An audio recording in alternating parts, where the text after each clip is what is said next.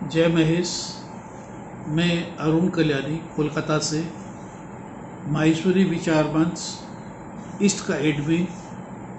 माहेश्वरी विचार मंच की श्रृंखला चेंज विद द चेंज के आज के एपिसोड में आप सबका स्वागत करता हूँ। बंधुओं, जिस तरह नदी के जल में हर पल परिवर्तन होता रहता है, अगर हम नदी के कोई भी जगह पे खड़े होकर एक बार जिस जल को स्पर्श करते हैं, अगले पल वो जल बहकर आगे चला जाएगा और वापस जब भी हम स्पर्श करना चाहेंगे तो उस जगह पे हमें नया जल मिलेगा। ये परिवर्तन जिस तरह से नदी में होता है, उस तरीके से ही हमारे जीवन में हर पल हमेशा निरंतर परिवर्तन होता रहता है। अगर परिवर्तन ठहर जाए तो हमारा जीवन ठहर सा जाएगा। बंधुओं, ऋतुओं के परिवर्तन के साथ जिस तरह का बदलाव वातावरण में होता है, उसके साथ हमारा खान पान, आचार विचार, हमारे रहन सहन, सोच, बात व्यवहार और कार्यशैली में परिवर्तन होता रहता है। आज इसी परिवर्तन के ऊपर मैं चर्चा करने के लिए मैं आपके समक्ष उपस्थित हुआ हूँ। कोरोना काल में आज की जो स्थिति है, उस कोरोना काल में कोरोना का नाम सुनते ही भय लगने लगता है। बंधुओं, अभी सावन का पवित्र महीना चल रहा है। इस पवित्र महीना में लाखों की संख्या में कांवड़िया भाई जगह जगह से कांवड़ उठाते हैं और पैदल यात्रा करके शिव मंदिर में जाकर कांवड़ का जल शिवलिंग पर अर्पण करते हैं। परंतु प्रशासन ने कोरोना के कारण से आमजन के स्वास्थ्य को ध्यान में रखते हुए इस बार मंदिरों में किसी को भी कांवड़ चढ़ाने की, जल अर्पण करने की, पूजा पाठ करने की अनुमति नहीं दी है। इसलिए हम सभी भक्तगण, कांवड़िया भाई अपने अपने घरों में, अपने ही घर के मंदिर में शिवलिंग पर जल चढ़ाकर अभिषेक करके अपने आस्था को यथार्थ में परिवर्तित करेंगे। दूसरा बदलाव, कोरोना काल में हमारी सोच का बड़ा बदलाव मातृशक्ति के कार्य क्षमता के आकलन पर हुआ है। अगर मैं ये कहूँ तो इसमें कोई अतिशयोक्ति न होगी। अपने कर्तव्यों के संग नारी भर ऊंची उड़ान, अपने कर्तव्यों के संग नारी भर ऊंची उड़ान, न गिरने का डर समाया, न होती कोई थकान, जिसके चलते पा रही आज विश्व भर में सम्मान, यही है उसका सशक्तिकरण, यही है उसकी पहचान। बंधुओं, आजकल हमारी बहू बेटियां उच्च शिक्षा प्राप्त कर घर के बाहर में रहकर, घर के बाहर जाकर ऑफिस में कार्य करती है, काम करती है। इस कोरोना काल में सबसे ज़्यादा दबाव इन्हीं पे पड़ा। इस समय न तो इनके पास में कोई मेड सर्वेंट था, वर्क फ्रॉम होम अपने घर में रहते हुए इनको अपने ऑफिस का भी कार्य करना पड़ा। साथ में हर समय घर में रहने के कारण बच्चे और पति की फरमाइशें भी इनके पास में दिन रात होती रही। इस तरह से इस विषम स्थिति के अंदर, इतने दबाव के अंदर इन्होंने अपना सारा कार्य धैर्यपूर्वक किया। इसके लिए मैं इनको मातृशक्ति को नमन करता हूं।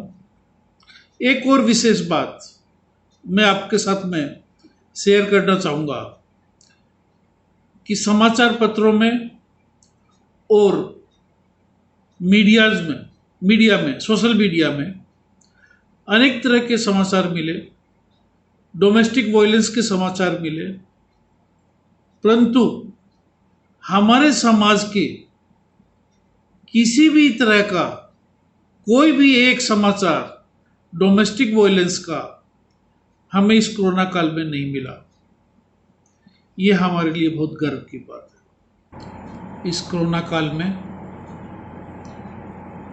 एक और बदलाव की ओर मैं चर्चा करना चाहूँगा।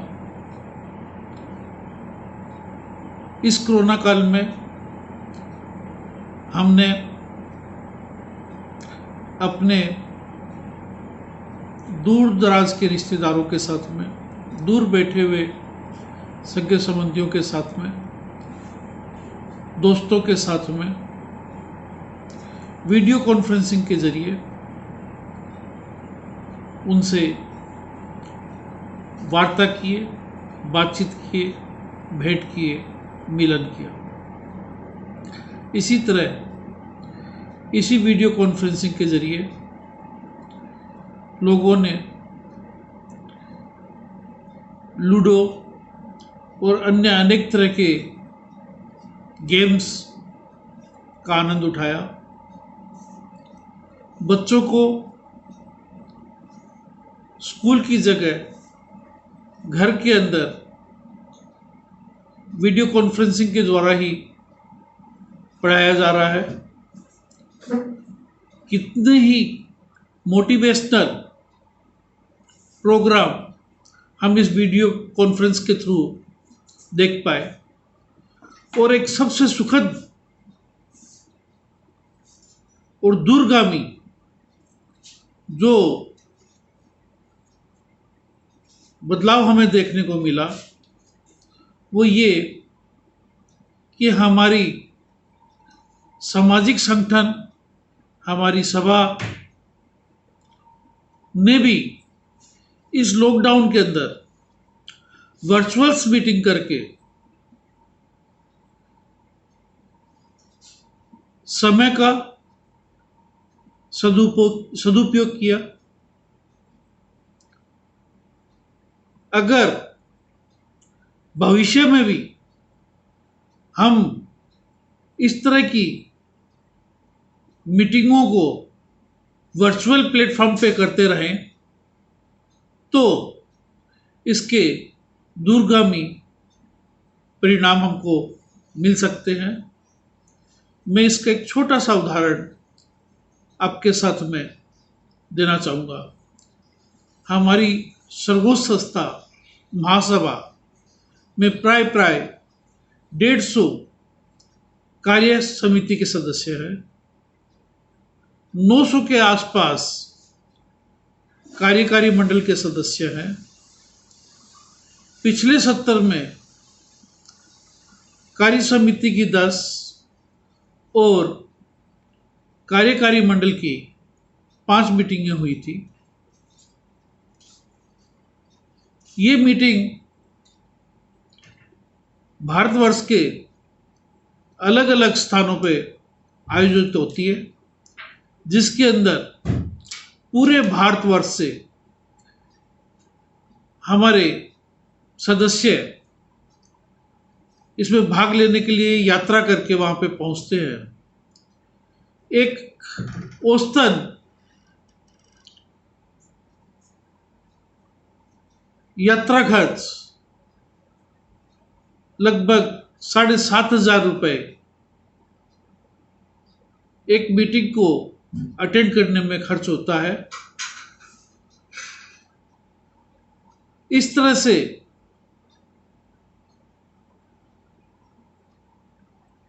हमारा समाज का पैसा इन मीटिंगों को अटेंड करने में आज तक व्यय होता रहा।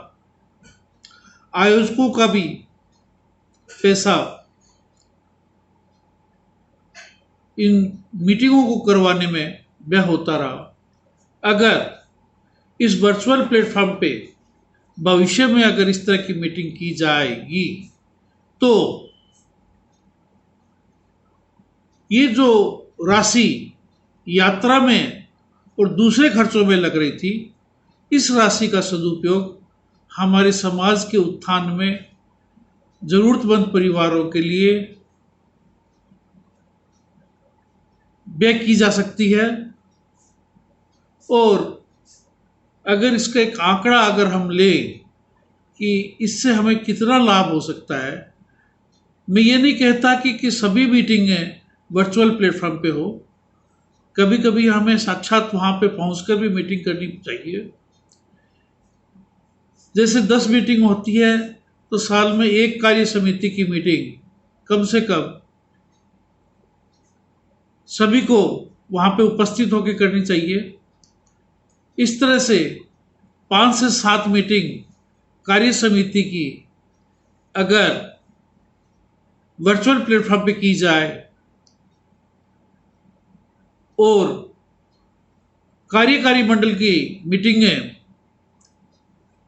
जो एक सत्र में कम से कम 3 होती है, इसमें एक मीटिंग अगर उपस्थित होकर की जाए, बाकी की 2 मीटिंगें अगर वर्चुअल प्लेटफॉर्म पे की जाए तो अनुमानित आयोजक और सभी सदस्यों के यात्रा पे होने वाले खर्च का लगभग 3 करोड़ रुपया एक सत्र के अंदर हमारा ये पैसा हम समाज के उत्थान के अंदर समाज के लिए खर्च कर पाएंगे। मुझे खुशी है कि इस कोरोना काल में हमारे समाज के ये सभी सदस्य, आम सदस्य, कार्य समिति और कार्यकारी मंडल सदस्यों ने अपने सामर्थ्य के अनुसार लोगों के सहायतार्थ, समाज के सहायतार्थ और दूसरे सेवामूलक कार्यों के अंदर दान किया, व्यय किया। अगर इस बदलाव को, कोरोना काल में हुए इस बदलाव को हम अगर अपना सकते हैं तो निश्चित ही हम इससे पूर्ण रूप से लाभान्वित होंगे, हमारा समाज लाभान्वित होगा। और अंत में मैं आपसे आज की चर्चा को यहीं पे विराम देते हुए एक निवेदन करना चाहूँगा कि आज की चर्चा से जो भी आपने सकारात्मक परिवर्तन महसूस किया है उसे अपने जीवन शैली में अपनाएं और अपने सुझावों को, अपने विचारों को महेश्वरी विचार मंच के साथ साझा करें, हमें अनुग्रहित करें।